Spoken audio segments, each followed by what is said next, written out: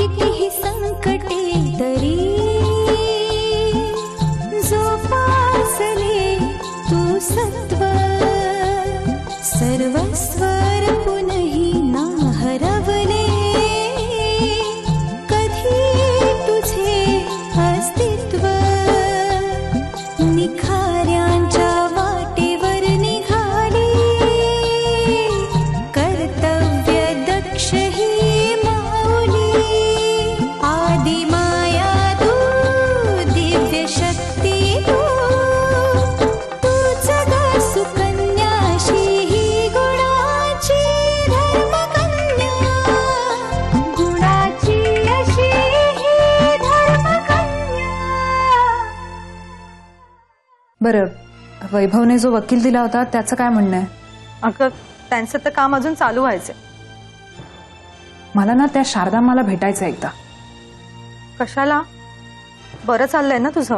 अगं तिला जर का कळलं तू रणजितची बहीण आहेस तर तुझ्याकडनं पण पैसे उकळायला चालू करेल ती.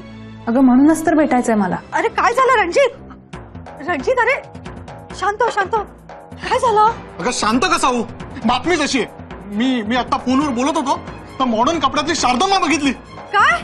अरे हिम्मत असेल तर नाव सांग ना. नाव सांग. बघ नाही तुझ्या पुऱ्या खानदानाला मुळापासून उपटून टाकलं ना तर नाव नाही सांगणार. विश्वनाथ मोडक.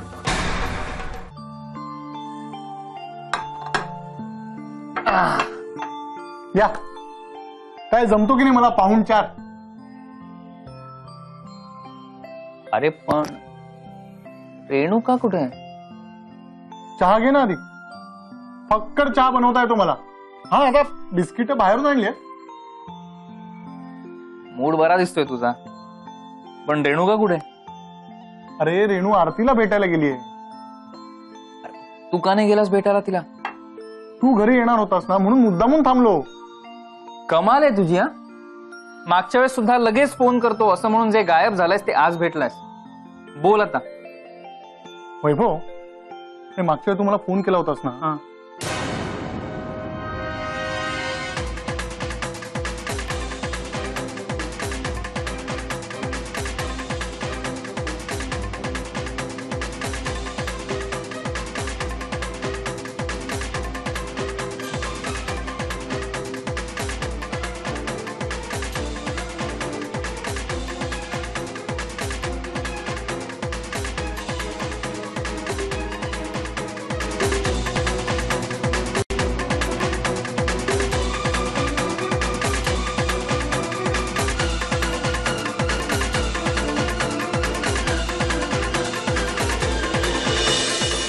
आता सांग, भर दुपारी मी शारदाम्माला बघितलंय आणि ही मला सांगते भास होता म्हणून.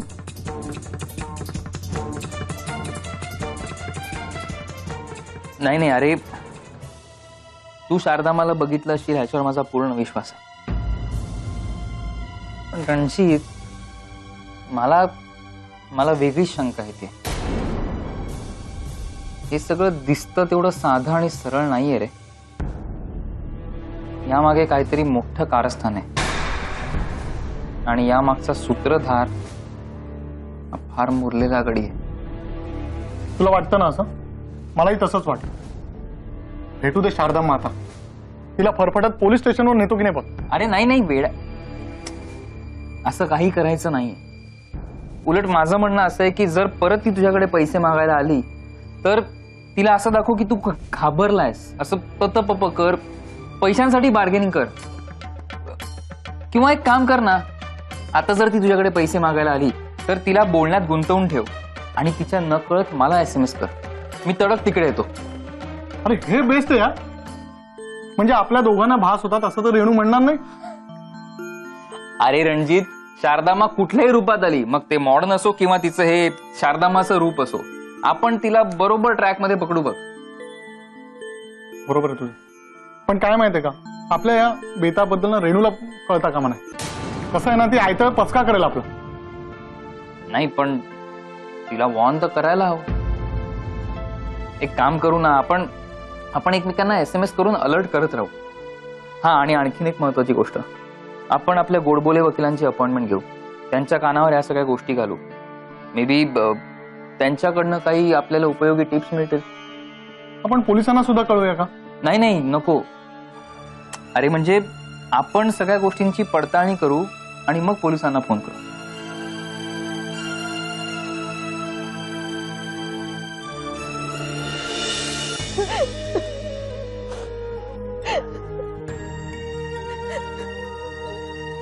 आरती आरती अगं सावर स्वतःला. एवढं रडू नकोस अगं. तब्येतीच्या दृष्टीने एवढं रडणं बरं नाही. नाही रेणू, सासरच्या माणसांसमोर खूप कंट्रोल केलाय मी. आता मला तुझ्या समोर तरी रडू दे. रेणू, मला आज आईची सुद्धा खूप आठवण येते ग.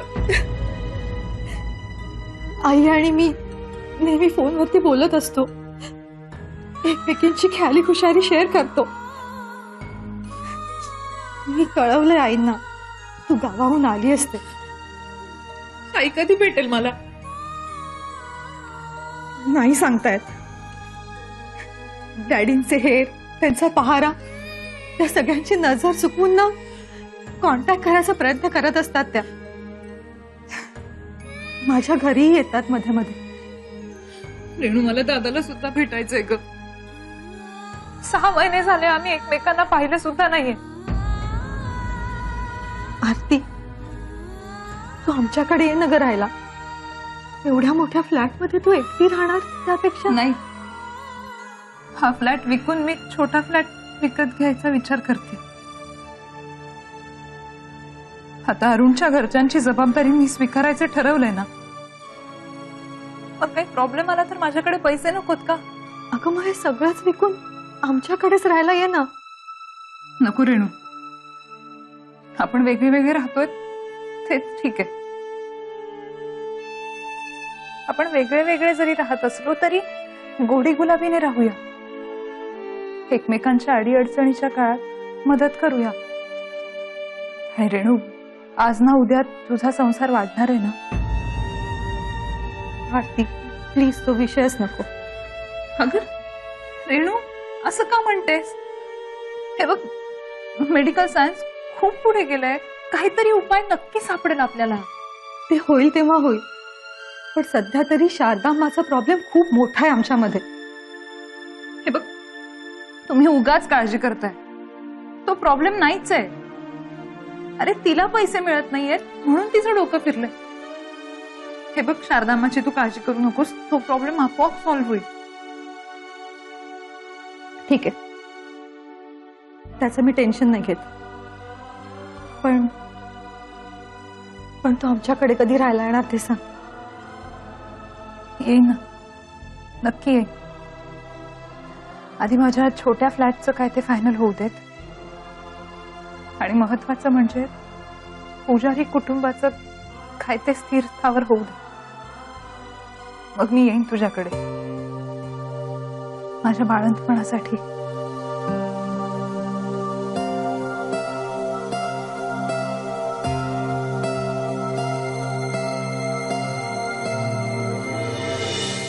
हो, गोडबोले वकिलांनी सांगितलंय मला. तो रणजितचा मित्र, तो त्याला बोलवणार आहेत त्याला चौकशीसाठी. ते अहो नाही, मग असं झालंय पर्सनली बोलणं त्यांच्याशी. हा, त्यामुळे तुम्हाला आणखीन काही माहिती हवी असेल तर तुम्ही मी तुम्हाला कॉल करतो. हा, अच्छा. वैभव, आपण रणजितच्या घरी भेटलो होतो. हो, हा बरोबर, भेटलो होतो आपण. काही काम होतं का माझ्याकडे? हा, जर तुमच्याकडे वेळ असेल तर आपण चहा घेत घेत बोलूया. इथंच समोरच्या टपरीवर चहा घेऊया. चालेल ना टपरीवरचा चहा? काय तुम्ही पण. अहो, आमचं अख्खं आयुष्य फुटपाथवर गेलंय. हा प्रश्न मी तुम्हाला विचारायला हवा. रणजितचे सगळे मित्र एकदम हाय स्टँडर्ड आहेत ना, त्यामुळे.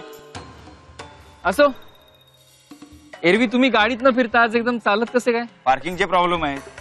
सर्कल जवळ गाडी पार्क केली आणि ते समोरच्याच बिल्डिंगवर काम होतं म्हणून आपलं चालत जाता जाता मी भेटलो.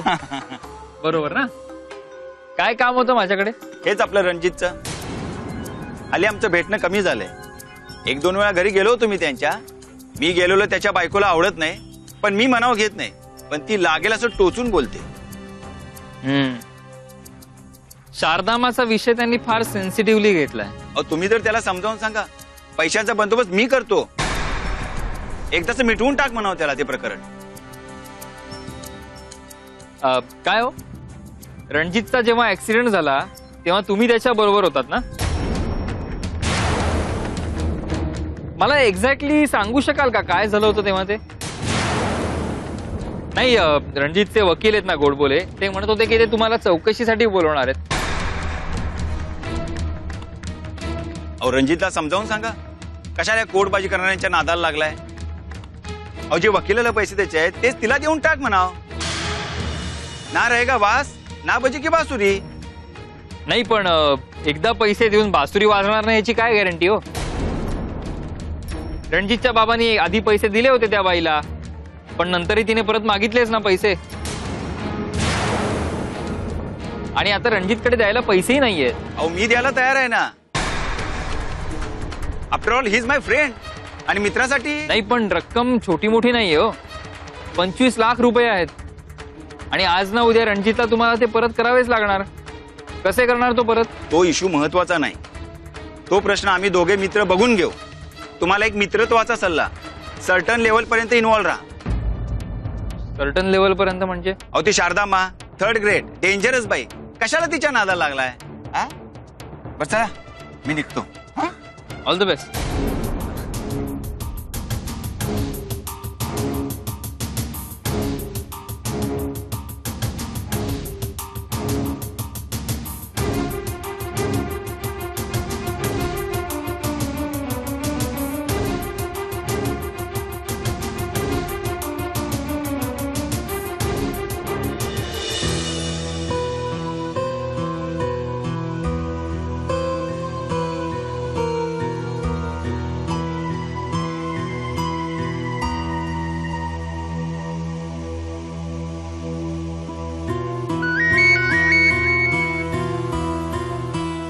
हॅलो. हॅलो आई, रेणू बोलतेय. बोल. डॅडी नाही आहेत म्हणून तर घेतला फोन. कशी आहेस तू? मी बरी आहे. आणि रणजित? तोही बरा आहे. आणि ती महामाया शारदाम्मा येते का घरी? तिचा फेरा अपेक्षित आहेच. तिला हवे असलेले पैसे दिलेले नाही आहेत ना, खवळली आहे ती. डॅडींकडे 20 लाख मागत होती ना, आमच्याकडे 25 लाख मागितले.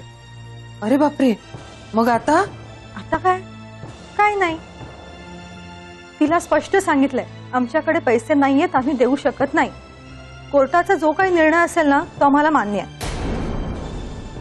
आई तुम्ही नका काळजी करू. आम्ही सगळं काही ना गोडबोले वकिलांच्या सल्ल्यानेच करतोय.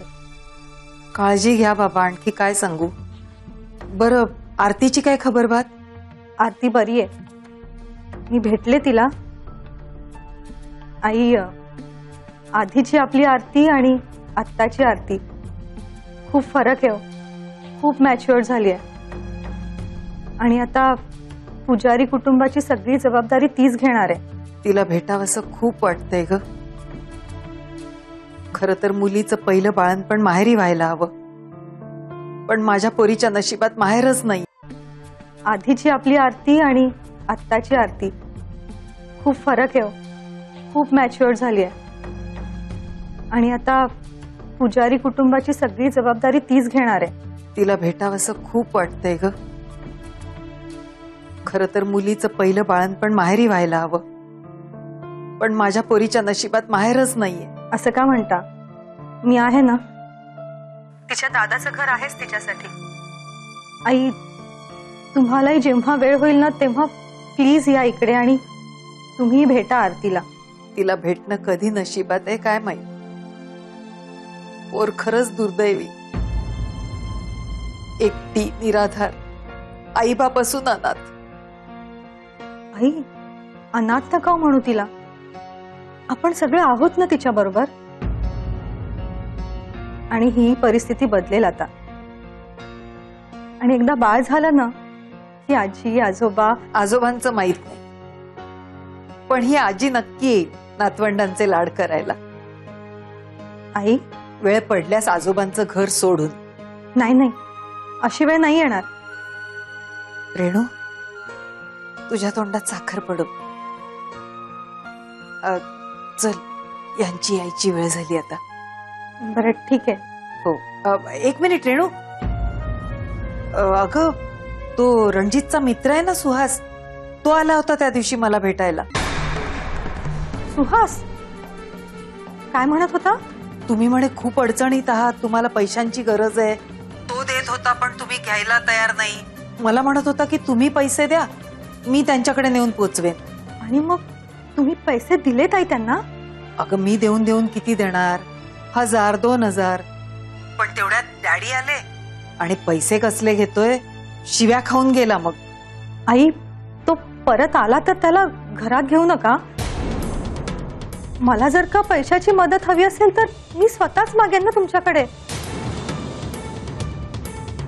बरं, तुम्ही काळजी घ्या. मी ठेवते फोन. हो.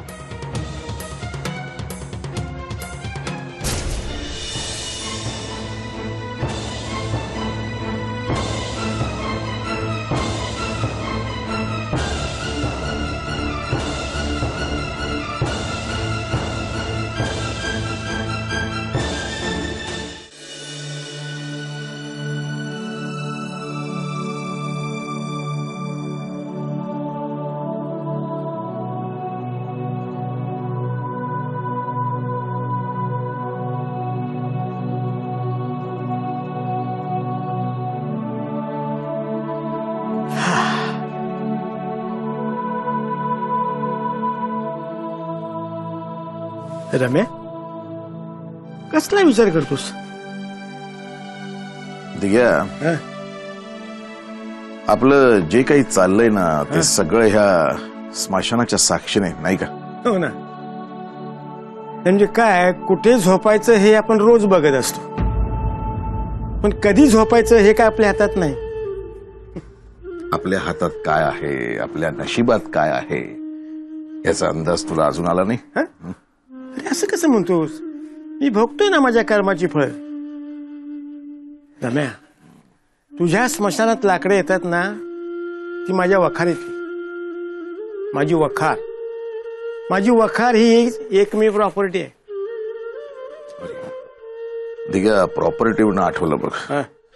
मी काय म्हणतो की माझी गावात छोटीशी जागा आहे.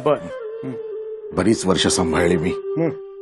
आता उतारवयात त्याचं ओझं वाटायला लागलंय.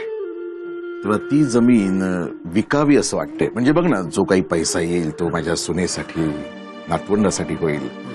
मुलींची लग्नही आहेत आणि आम्हा दोघांना जगायला असा कितीसा पैसा लागतो रे. बरोबर. काय रम्या, माझ्या वखारीवर माझ्या पुतण्याचा डोळा आहे. मला जाळल्यानंतर जी लाकडं उरतील ती त्याची, पण मी जाळ्याची देखील तो वाट बघायला तयार नाही.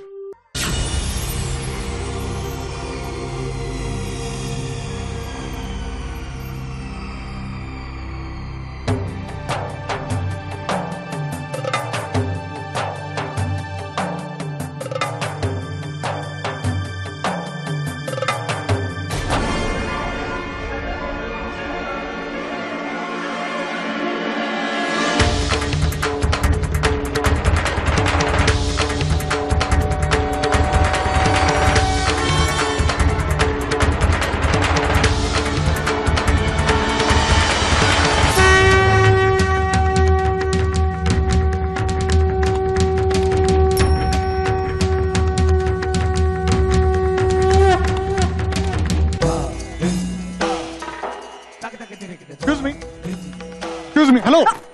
What the hell you are doing, huh? मला ओळखलं? Excuse me? Me Ranjit. Please. What you are talking about? I'm not getting you. Leave me alone, okay? तुला इंग्लिश येतं? Hello, mister. Behave yourself. Otherwise I'll call police. Sorry madam. Actually काय, माझ्या ओळखीत एक बाई आहेत, त्या तुमच्यासारख्या दिसतात. I am really sorry madam. It's okay. But listen. Don't follow me again, okay? Otherwise I'll slap.